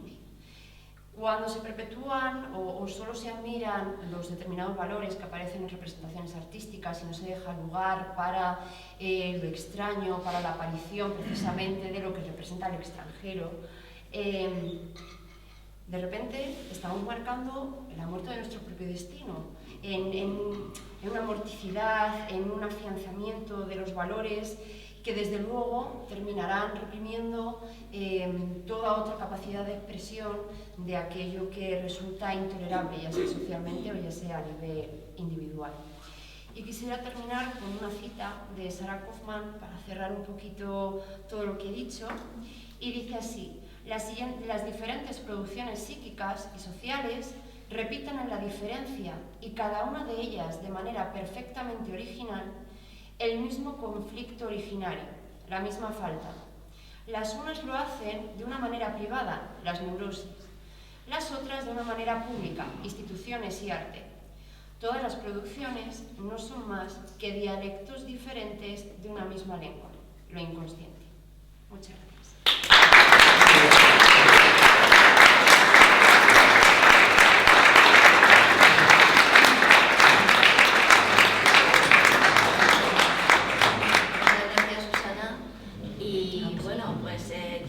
Yo creo que, a pesar de lo que podría parecer, han sido intervenciones que en el fondo, yo creo que tenía razón, en el fondo son bastante coincidentes, aunque haya elementos discrepantes. Porque yo creo que, si me malinterpreto, me lo decís, que los tres están en busca o están en el camino de otra manera de decir tanto la filosofía como la literatura. Curiosamente, el que más ha hablado de filosofía ha sido el escritor, y mientras que tanto Susana como Aurora lo que reivindican es más el decir de la literatura, ¿no? de alguna, porque dicen más verdad. Pero quizá tendríamos que entrar en ese juego de que si es decir verdad, si es no la verdad absoluta, sino a lo mejor, no sé qué pensáis, os lo planteo, ¿no? Si podríamos hablar más que de la verdad, de esa verdad absoluta de los filósofos que ya no sabemos que no existe, la verdad de los cuerpos. La verdad de los cuerpos, la verdad, ¿vosotros creéis que se puede decir, porque al fin y al cabo es la verdad también de la experiencia vivida? ¿Cómo veis que se aproxima? Porque está claro que tenéis una concepción de la filosofía que es la que escapa de la filosofía más académica, que es la que está más fuera de lo que son los cánones y las cartografías universitarias, si queremos llamarlo así, pero sí que sigue siendo filosofía. Entonces, ¿de qué manera o qué tipo de filosofías y qué tipo de pensamientos creéis que podrían abordarse esa experiencia de la vida, esa experiencia del cuerpo? No sé si me explico en la pregunta, ¿no? Lo que quería un poco deciros es, sí, hombre, tú lo has dicho, que la forma de decir, de narrarse la ipsidad, la identidad, es más narrativa que desde la filosofía. Pero sí hay filosofías que también abordamos, sí que hay maneras de filosofar desde las que se puede abordar esa identidad, y no ya me estoy refiriendo ni siquiera a los clásicos, sino también a los contemporáneos, ¿no? Podemos referirnos a todas las filosofías de la experiencia o incluso las mismas ontologías que rompen con las cartografías clásicas de la ontología, como puede ser la ontología menor de Deleuze, que sí que apela a una experiencia y un espacio que se puede mover, o incluso a la misma, cómo abordaría esa experiencia la misma Sarah Kaufmann, o por qué tu crítica a la esencialización de la poesía, que es una crítica de Heidegger, y por qué esa crítica a Heidegger es la que aleja al pensamiento, a la escritura, del cuerpo, de la corporeidad, de pensar la corporeidad. No sé si... Sí, bueno, si queréis... Sí, no sé, como queráis. Y si no, damos paso a mí me parece al público que... Bueno, te respondo esto rápido. Sí, sí, sí. Yo creo que el cuerpo se pone en el lenguaje, ¿no? En el ritmo, dice Mechonic. Sí, o en el lenguaje, sí, dice, y otros, o Celarayán, que cité acá también, ¿no? El cuerpo se pone en el lenguaje. Y la crítica a la esencialización de la poesía es porque me parece que si vos esencializás la poesía, sacas al poeta. En realidad yo no hice ninguna crítica a la filosofía, hice una crítica concreta muy situada a lo que es el desembarco, digamos, en Argentina del estructuralismo, que fue una catástrofe, para mí es una catástrofe que le arriba a la literatura, y después de la filosofía. Yo cito eso nomás, porque tuvo un efecto de borramiento. Borró, digamos, de un plumazo borró toda la experiencia justamente de los poetas argentinos que habían escrito con la poesía, sobre la poesía, ¿no? Habían puesto el cuerpo del lenguaje. Entonces, esa llegada para mí fue sacar el cuerpo del lenguaje y poner a la poesía como excepción. Y la poesía no es una excepción, para mí, mi punto de vista. Si hablamos del cuerpo, pero me encantaría que Sí, hablásemos. sí, no, ahora ya hablamos. Digo una cosa al cuerpo y que Sí, ¿vale? Somos cuerpo, escribimos, hablamos porque somos cuerpo, y la faena es que tenemos un cuerpo que es mortal y finito y sufriente y enfermo, y desde enfermo en la posibilidad de ser enfermo, y por eso escribimos, y por eso llenamos todo de palabras, porque estamos siempre hablando, porque es muy difícil sostenerse en eso. Entonces, cuando uno acepta que uno es mortal, y mortal significa una cosa terrorífica, entonces cuando uno lo acepta, creo que uno se calla mucho más y habla mucho menos y lee otras cosas. Entonces yo siempre por eso reivindico menos palabras, palabras más justas, más acertadas, lo que algún poeta dice, Ángel González, creo que es la palabra diamantina, esa que ¿no? Y además una palabra y ya está, ¿no? Pero escribimos porque somos cuerpo y desde el cuerpo, si no, no escribiríamos. Gracias. A ver, Simón. Sí, Si alguien quiere intervenir después, que vaya levantando la mano y yo los voy apuntando. bueno, yo quería haceros una consideración al respecto de lo que habéis dicho del juego entre filosofía y literatura, y es que hoy, efectivamente, hay un juego bien conocido actualmente en el que... A ver, alguien que... se calle eso, por favor. Lo siento. Hay un juego muy conocido que es el que se produce hoy dentro de la filosofía, que es que la filosofía que tiene más vinculación con las... hay una filosofía que tiene más vinculación con las ciencias y otra filosofía que tiene más vinculación con las letras y las artes, ¿no? Se podría decir que hay como dos ramificaciones, hay un juego de la filosofía con dos vertientes que se orientan, una hacia el rigor, la ciencia, la razón, tal, y otra hacia un campo más amplio, la literatura, la poesía, el arte, etc. Aparte de ese juego actual, si retrocedemos en el tiempo, es obvio que la literatura es anterior a la filosofía. La filosofía solo puede ser el subgénero de la literatura, porque antes de que se escribiera, pues había poemas. Pero antes de que se hablase, ¿de dónde vienen los poemas? Obviamente vienen de la música y vienen del ritmo. En el ritmo del tambor está el cuerpo porque vibra y de ahí vienen los números también. Entonces las ciencias y las letras vienen del ritmo y vienen del cuerpo, a lo que decía Rosa, ¿no? Lo que pasa es que luego, conforme va pasando el tiempo y la historia, se van desgajando y compartimentando diversamente los saberes. Estoy completamente de acuerdo con la última frase de esta Sarah Kaufman. Sarah Kaufman.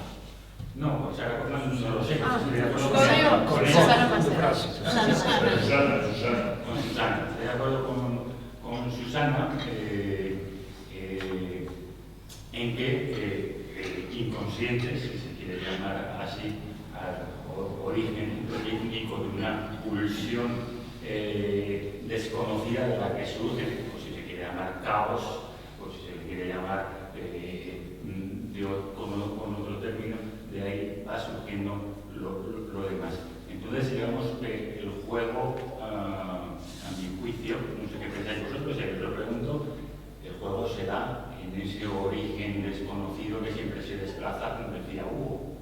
Ahí se da el juego entre filosofía y literatura antes de que nazca la filosofía y la literatura. No sé si pensáis igual que yo o de otra manera. ¿Alguien quiere intervenir? Sí, dijiste más o menos, coincidí con la frase que cité de Celarayán, que antes de la escritura, o como dice Céline, primero la emoción. O sea que la literatura, antes de que se escriba, existió, ¿no? Ya en el hablar mismo está eso. Por eso digo que el poema, la literatura o el poema, la poesía, no se escribe con el lenguaje poético, sino con el lenguaje a secas, punto. Esa es la deuda que tiene también la filosofía con el poema. No, pero depende, porque si vos tomás a Georges Bataille escribió en francés y no necesitó poner palabras alemanas entre paréntesis. Es una experiencia poética la de Georges Bataille, la de Blanchot también, digo, para citar. Pero Hugo, y antes de hablar, yo qué sé. No sé.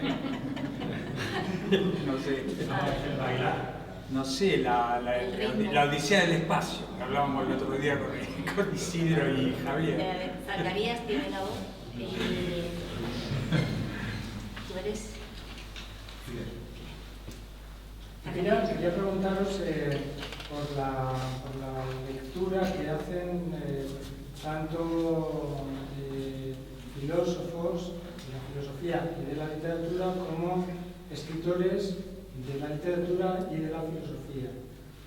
Bueno, hay unas, tanto Susana como Aurora, habéis tratado los temas, esa cercanía de esos mundos que se interconectan, y luego también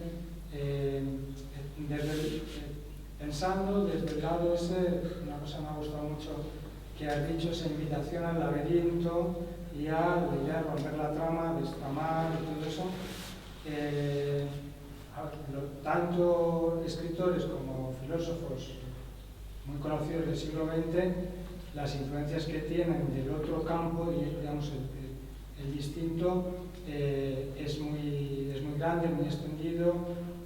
La pregunta es si está cogido a veces para poner en cuestión lo propio o para tramar lo propio.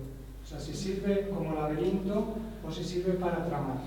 A veces esto es ambiguo y hay yo creo que siempre hay una tensión en eso, porque puede servir de las dos maneras. Pues hay grandes filósofos, digamos, que hacen esa utilización de la literatura, que está creando su propia filosofía y no como ejemplo de su filosofía, pero al mismo tiempo no dejan de crear, digamos, su propio relato. Entonces, mi idea es que hay un vaivén constante de construcción-destrucción dentro de que al final uno termina tramando, destrama para volver a tramar y tiene que volver a destramar, etc. Entonces hay ejemplos, estaba pensando por ejemplo en la utilización de Beckett de filósofos, al mismo tiempo literatos, y que eso no es una construcción, digamos, para dar sustento filosófico a la obra, sino que es pura creación literaria. Hay ejemplos, por ejemplo, de Deleuze, de utilización de literatura. ¿Qué pensáis de esa complejidad? Pues no es fácil. No sé, digo yo por empezar a hablar, ¿no? Que me sugieren muchas cosas y no sé si tengo una respuesta, pero en cualquier caso es charlar a propósito de ello, ¿no? Creo que esto, si me oyese mi profesor de siempre, que era Ángel Gabilondo, ya me regañó una vez porque dijo, tú has dejado de la filosofía, y dije, pues quizá, ¿no? Creo que la filosofía se muere por hablar, está siempre hablando, está siempre buscando palabras, lo hemos hecho, ¿no? Los dos o los tres, hablamos y hablamos y hablamos, y en eso se desespera y se deshace y pierde. Y creo que debe ceder lugar a la literatura. Y si la literatura se contamina, en el mejor de los sentidos, de la filosofía, corre también un peligro. Creo que la literatura, aun sabiendo filosofía, que tiene que saberla, porque además yo creo que la filosofía es un recorrido por el amor y la muerte, sin más. Y eso es lo que hace la filosofía y la literatura. Pero la filosofía es como que se gasta, que está como buscando y siempre fracasa. Porque fracasa. Por eso de que la palabra no alcanza, porque no alcanza, ya está, ¿no? Porque tenemos que hacer mucho más caso a los agujeros del lenguaje, a los silencios, que decía Edmond Javés, que a la palabra. Y la filosofía no se calla. Y menos mal que no se calla también, porque por eso estamos aquí hablando, por eso decimos, por eso escribimos filosofía. Pero yo casi diría, calla un poco, tente un poco, ¿no? Y escuchemos a la literatura por la que yo abogo, que es la muy depurada, muy sintética, muy fragmentada, muy atendiendo a ese caos. Entonces, claro que hay un diálogo, pero no sé si es bueno o es malo. A lo mejor no podemos dejar de hacerlo, pero como que yo diría un poquito una economía de la palabra en la filosofía. Y yo hago filosofía, yo leo filosofía y me parece absolutamente necesaria y doy clases de filosofía. Pero no sé, por hablar un poco, no sé. Voy. A ver, se me ocurría ahora, según estabas diciendo, la verdad tengo que reconocerlo, me indigna un poco, No te preocupes, te pasa a mucha gente, ¿verdad? no te preocupes. Sí, pero si, no, perfecto. es como si yo me meto con mi hijo, pero mi hijo, ¿sabes? Digo, pero yo me meto con mi hijo, nadie más, Sí. ¿vale? Así que Entonces, entendamos eso. Que desespera la filosofía, pues claro, y fracasa y seguimos ahí haciendo lo que se pueda. Lo que pasa es que, y en este sentido lo igualo con la literatura porque me da la sensación, o pienso así, como que la literatura de alguna manera nos traería algo así como lo auténtico o algo más, no sé, unas palabras más cercanas a lo que es sin ser. No sé, en cualquier caso yo veo un estrato un poquito más detrás, sin que sea literatura o filosofía, y es precisamente a aquello que nos hace hablar, porque es que esto es hablar o morir. Entonces, tú habla. O callarse. No lo sé. ¿No? Ese es el lenguaje que yo hablaba al principio que dice Artaud, ¿no? Porque Artaud acaba balbuceando, está en el manicomio allí y solamente balbucea. Entonces a lo mejor es que tenemos que llegar al balbuceo, ojalá no, por supuesto, estamos hablando de un modo un poco de lo que tendríamos que atender, pero que afortunadamente nos quedamos en otra cosa. Yo digo que la filosofía desespera y tampoco es nada malo, pero es así, ¿no? Ferlasio, que antes no llegué a decirlo, tiene un texto cuando le dan el Cervantes, hace un discurso magnífico, os invito a leerlo, pero él dice mucho que nos apacentamos con viento. Venga a comer como las vacas, una vaca es estupenda, ¿eh? Yo tengo un libro que se llama La ternera, por cierto, que habla de terneras. Entonces estamos rumiando pero con viento, no vale para nada. no vale para nada, pero es irremediable, es que tenemos que hacerlos así. Y me cayó, y ahora discutimos, que ya sí, nos gusta mucho discutir, creo, una obra de un artista que se llama Francis Salis, que creo que lo conocéis, que coge un bloque de hielo enorme, pesa un montón, y entonces lo lleva por la ciudad, me parece que es México, lo lleva, y la performance acaba en que el bloque de hielo enorme acaba con un hielito así y acaba en nada. Y es tanto para nada, ¿no? Estamos pues tanto para nada. Son las noticias que traemos, no lo siento, pero es así, ¿no?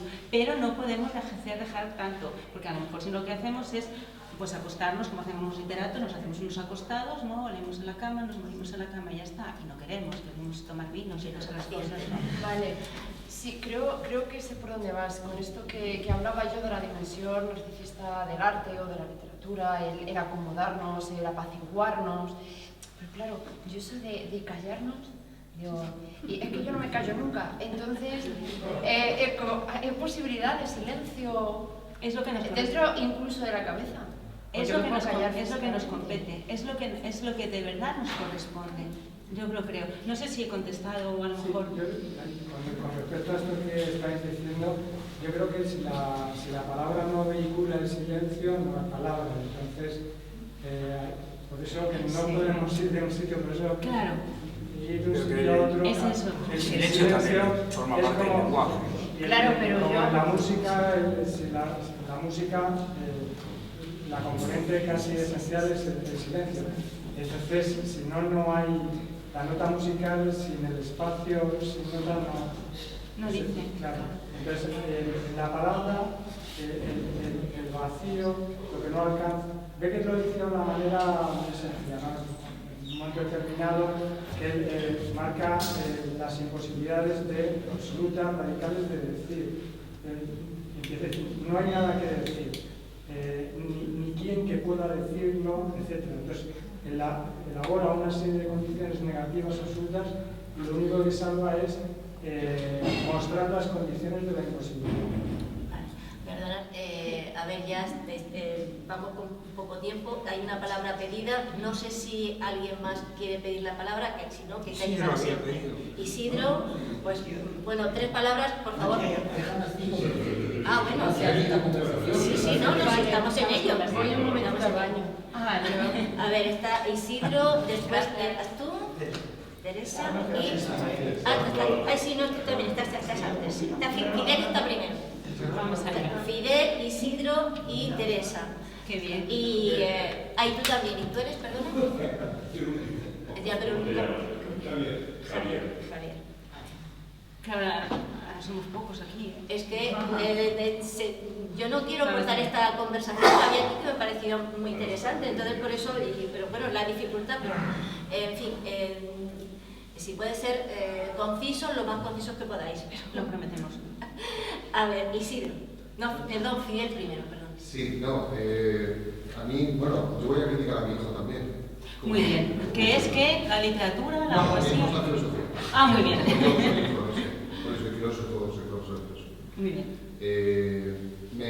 Siempre me ha extrañado mucho, ¿no? Hoy sobre este prurito, o este inconveniente que a veces tenemos de explicar y de vestigiar y de travestir ambas disciplinas, ¿no? Filosofía y literatura, si vienen de algo, vienen de logos. Y logos es las dos cosas. Logos es palabra y logos es pensamiento.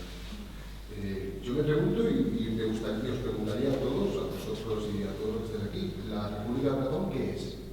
¿Literatura o filosofía?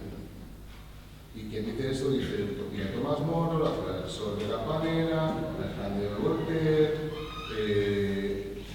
Bueno, creo que es un lugar común, ¿no? A lo mejor ya entender que las barreras cayeron hace mucho tiempo, cayeron, supongo, no sé, alrededor del 19, tal vez, ¿no? No sé, de Baudelaire para acá, pues, y sobre todo de Nietzsche, ¿verdad? Nietzsche ¿qué hace? ¿Literatura o filosofía? Dostoyevsky, ¿qué hace? No, hace novela, obviamente, no vamos a volver. Dostoyevsky hace novela, pero opino que si uno lee los hermanos Karamazov y no entiende que eso es una teología, invertida, negativa que sea, no entiende la novela.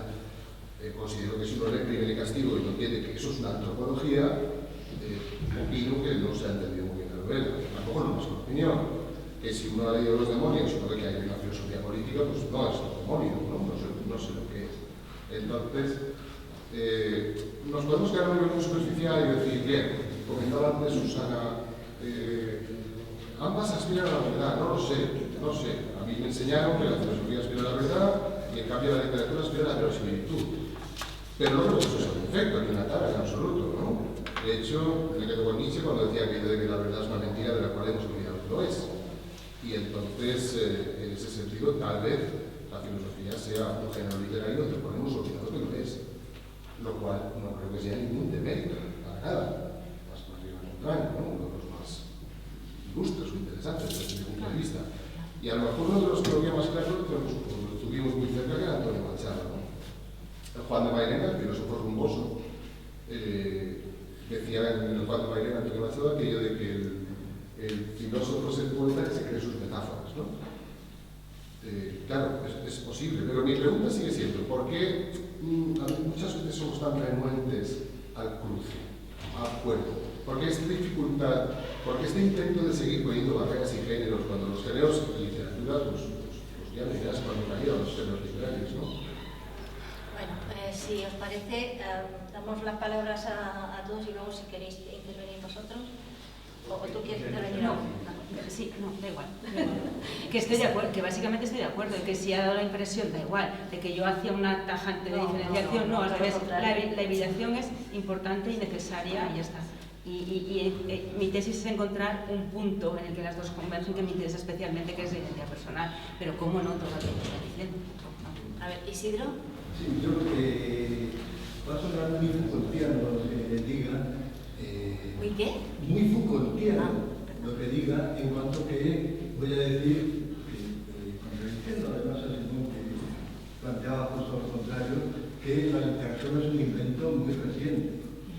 Y la filosofía es una anciana, augusta, llena de autoridad, con una antigüedad que la hace perfecta. Entonces, habría que mirar, primero, si es verdad eso de que la literatura se ha inventado muy recientemente, yo pienso que sí, que los antiguos poetas, cantares o cantores de gesta, romanceros y demás, hacían literatura desde nuestro punto de vista, pero ellos no lo sabían. Nosotros sí lo sabemos, pero ellos con respecto a sí mismos, con respecto al lenguaje que utilizan, con respecto a la función de lo que dicen o de lo que hablan, claramente no tenían una relación literaria con el lenguaje como nosotros somos capaces de percibir ahora mismo, y habría que investigar y saber cómo es que hemos llegado a reconocer la literatura, y vuelvo a decir, en momentos francamente recientes, siglo XIX, probablemente Mallarmé con su libro y algunas otras tentativas que pueda haber habido en ese momento, que nos han introducido en el siglo literario por excelencia, que es el siglo XX, hijo del siglo XIX. Mientras que la filosofía, y a su vez habría que ver por qué a la literatura le ha dado por llamarse literatura.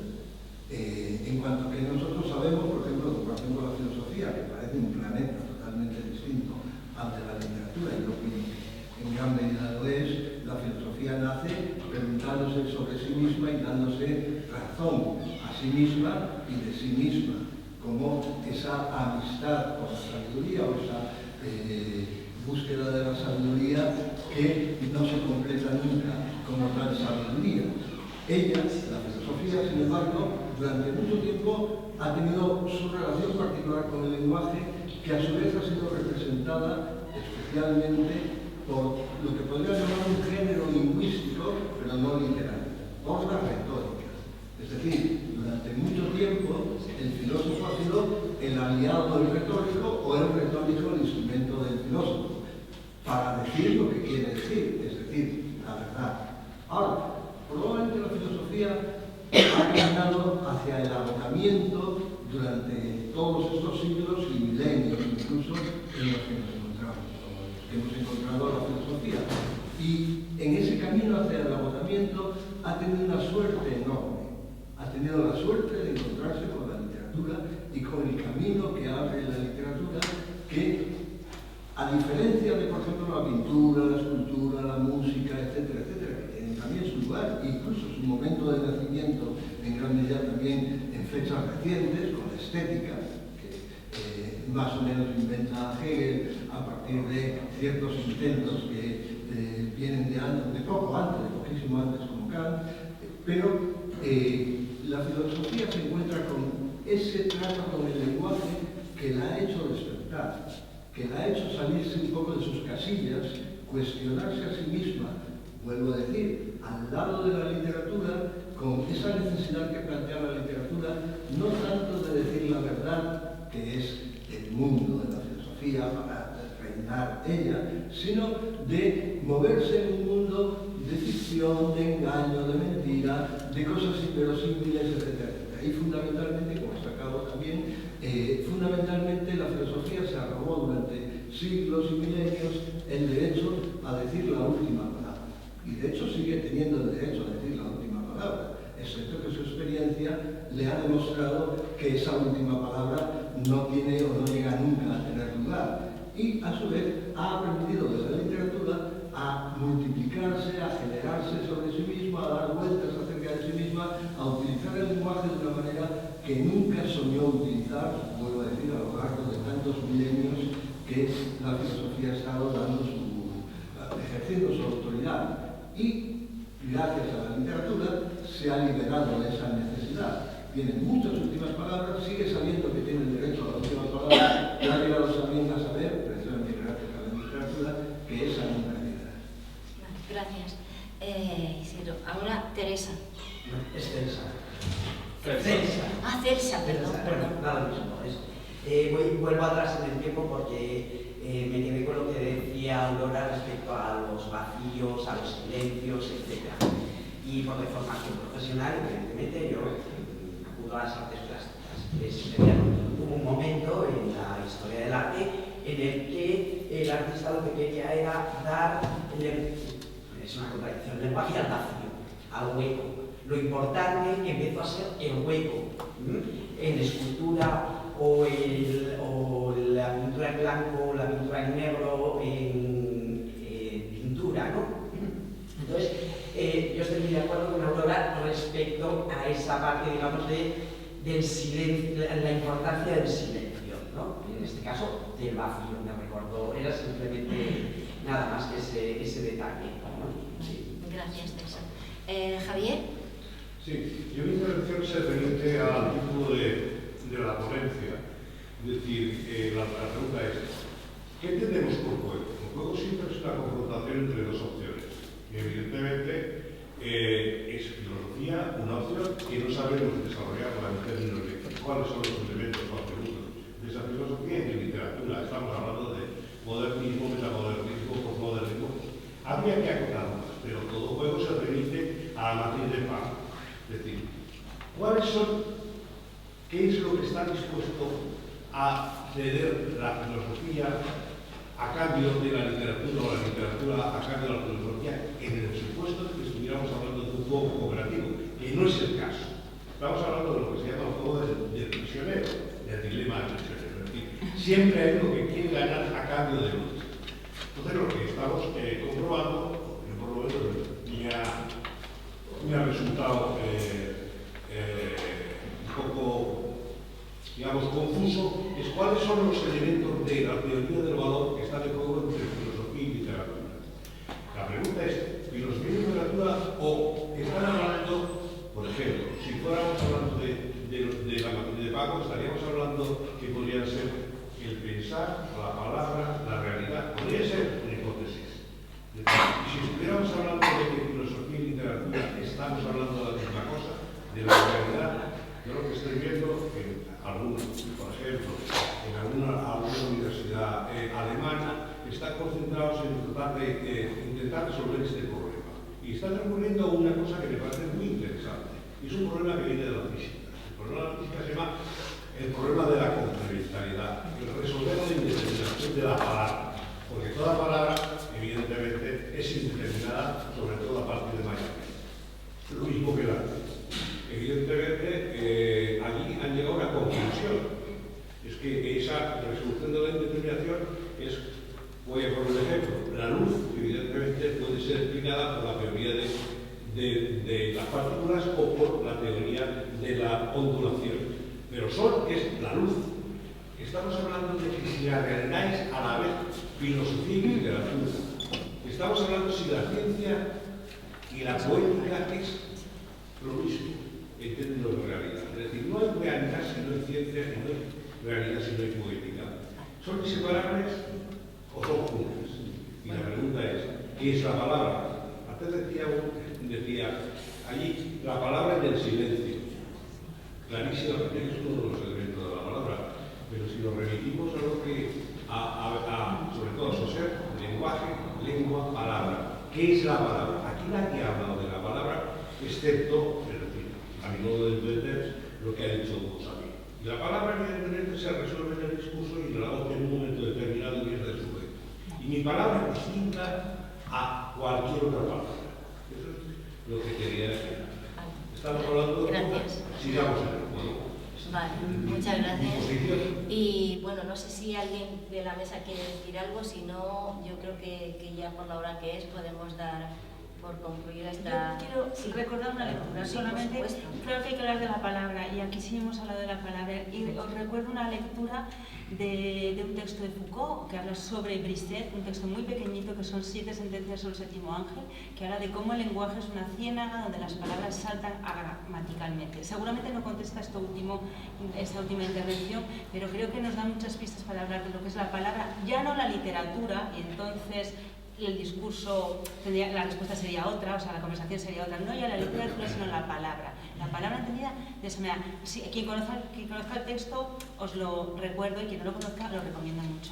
Y tienes que montar no una mesa, sino una gran tertulia, ¿no?, con todo lo que ha habido aquí. Pues sí, la verdad es que da mucho deseo. Bueno, muchas gracias. Un momento, muchas gracias a todos. Ahora tenemos un vino y unas cervezas, si alguien quiere tomar, y os podéis quedar a tomar, estáis invitados a quedar. Muchísimas gracias.